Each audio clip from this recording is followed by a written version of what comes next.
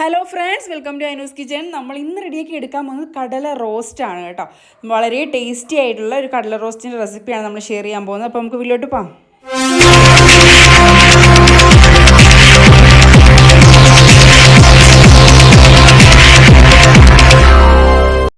അപ്പോൾ നമുക്ക് കടല റോസ്റ്റ് റെഡിയാക്കി എടുക്കാനായിട്ട് 250 ഗ്രാം കടല നമ്മൾ വെള്ളത്തിലിട്ട് കുതിർത്ത് വെച്ചതാണ് കേട്ടോ.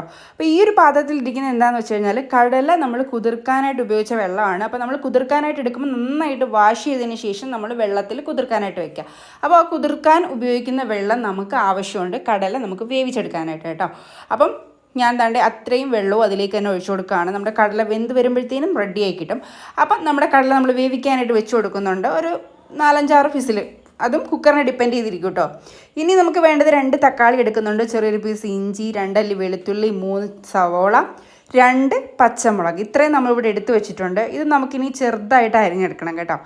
അപ്പം നമ്മൾ എടുക്കുന്ന കടലയുടെ ക്വാണ്ടിറ്റിക്ക് അനുസരിച്ച് ഇത് മാറ്റം വരും. അപ്പം നമ്മളിപ്പോൾ താണ്ടെ നമ്മുടെ സവാള ഇവിടെ സ്ലൈസ് ചെയ്തെടുക്കുകയാണ്. അതുപോലെ തന്നെ നമ്മൾ ബാക്കി എല്ലാം ചോപ്പ് ചെയ്ത് അരിഞ്ഞ് വെച്ചിട്ടുണ്ട് കേട്ടോ. അപ്പോൾ ഇതൊക്കെ നമ്മൾ ക്ലീനാക്കി അരിഞ്ഞ് റെഡിയാക്കി വരുമ്പോഴത്തേനും നമ്മുടെ കടല വെന്തിട്ടുണ്ടാവും. അപ്പം നമ്മൾ താണ്ടെ ഇവിടെ കടല നല്ല വെള്ളമൊക്കെ കളഞ്ഞ് താണ്ടെ ഒരു സ്റ്റെയിനറിൽ ഒഴിച്ച് ഇവിടെ റെഡിയാക്കി വെച്ചിട്ടുണ്ട്. ഇനി നമുക്കിതൊന്ന് മസാലയാക്കി എടുക്കണം.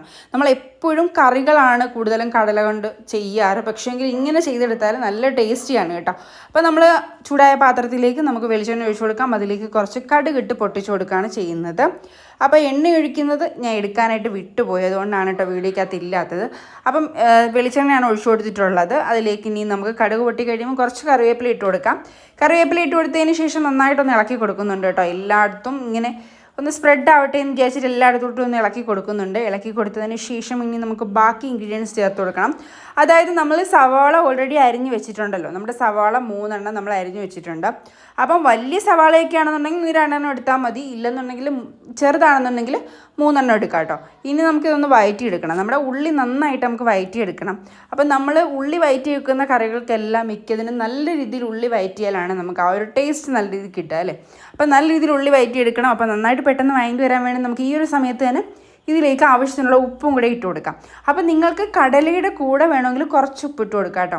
അപ്പം ചെറിയൊരു ഉപ്പ് നമുക്ക് കടലയിലെല്ലാം നന്നായിട്ട് പിടിച്ചിട്ട് സെറ്റായി വരും. എന്നിട്ട് ബാക്കി മസാലയ്ക്കുള്ള ഉപ്പ് മാത്രം നമുക്ക് ഇതിലേക്ക് ഇട്ട് കൊടുത്താൽ മതി.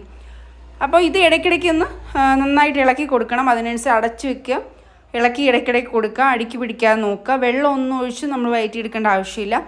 നമ്മൾ എണ്ണയിൽ തന്നെ നന്നായിട്ട് വഴറ്റിയെടുക്കാം. ഇടയ്ക്കിടയ്ക്ക് ഒന്ന് ഇളക്കി കൊടുക്കണമെന്നുള്ളത് മാത്രമേ ഉള്ളൂ കേട്ടോ.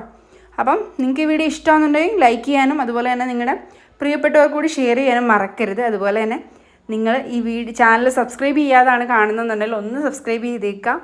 കൂടെയുള്ള ബെൽ ഐക്കണിൽ കൂടെ ഓൾ എന്ന ഓപ്ഷൻ ഇനേബിൾ ചെയ്ത് വെച്ചേക്കാം കേട്ടോ. അപ്പം നമ്മൾ അപ്ലോഡ് ചെയ്യുന്ന വീഡിയോയുടെ നോട്ടിഫിക്കേഷൻ നിങ്ങൾക്ക് ലഭിക്കുന്നതായിരിക്കും. അപ്പോൾ നമ്മുടെ ഉള്ളി കുറച്ചൊന്ന് വഴണ്ട് വന്നപ്പോഴത്തേനും അതിലേക്ക് നമ്മൾ ചോപ്പ് ചെയ്ത് വെച്ചിട്ടുള്ള ഇഞ്ചി, പച്ചമുളക്, അതുപോലെ തന്നെ വെളുത്തുള്ളി, ഇത് 3 ചേർത്ത് കൊടുക്കുന്നുണ്ട്. ഇതും ഇനി നന്നായിട്ട് ഇതിലിട്ടൊന്ന് വഴറ്റിയെടുക്കുന്നുണ്ട് കേട്ടോ.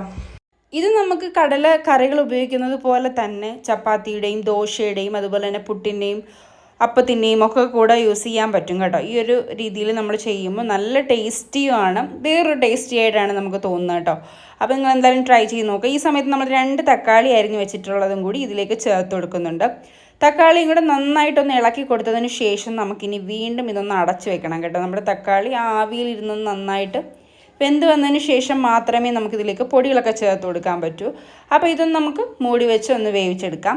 അപ്പോൾ ദാണ്ടെ നമ്മൾ നന്നായിട്ട് തന്നെ വഴണ്ട് വന്നിട്ടുണ്ട്, അതിൻ്റെ കളറൊക്കെ ഒന്ന് ചേഞ്ച് ആയിട്ടുണ്ട്. ഇനി നമുക്കിതിലേക്ക് 1/4 ടീസ്പൂൺ മഞ്ഞൾപ്പൊടി ഇട്ട് കൊടുക്കുന്നുണ്ട്.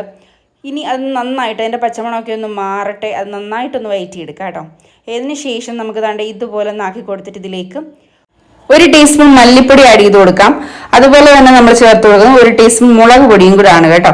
അപ്പം നമ്മൾ പച്ചമുളക് ചേർത്ത് കൊടുത്തിട്ടുണ്ട്. അപ്പം അതനുസരിച്ച് നിങ്ങൾ മുളക് പൊടി ചേർത്ത് കൊടുക്കുക. നിങ്ങളുടെ മുളക് പൊടി എരിവ് കൂടുതലാണെന്നുണ്ടെങ്കിൽ അതനുസരിച്ച് ചേർത്ത് കൊടുക്കുക.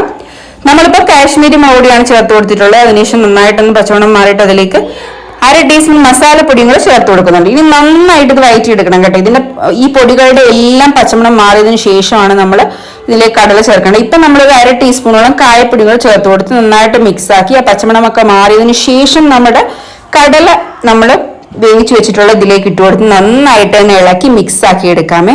ഇപ്പം നമ്മൾ കടല നന്നായിട്ട് മിക്സാക്കി എടുത്തിട്ടുണ്ട്. ഇനിയിപ്പം നമ്മൾ ഫ്ലെയിം ഓഫ് ചെയ്ത് കൊടുക്കാം. ഇനി നമുക്ക് ഏതെങ്കിലും ഒരു ബൗളിലേക്ക് മാറ്റി സെർവ് ചെയ്യാം കേട്ടോ.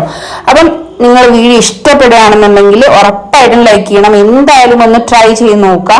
ഈ ഒരു രീതിയിൽ നിങ്ങളൊന്ന് ട്രൈ ചെയ്തിട്ട് നിങ്ങളുടെ ഫീഡ്ബാക്ക് പറയാൻ മറക്കരുത്. നമുക്ക് ഇഡലിയും ചപ്പാത്തിയും അതുപോലെ തന്നെ അപ്പവും ദോശയും എല്ലാം ആയിട്ട് കഴിക്കാൻ പറ്റിയ അടിപൊളി ഒരു കോമ്പിനേഷനാണ്. അപ്പൊ അടുത്ത വീഡിയോ വരുന്നത് വരെ ബൈ.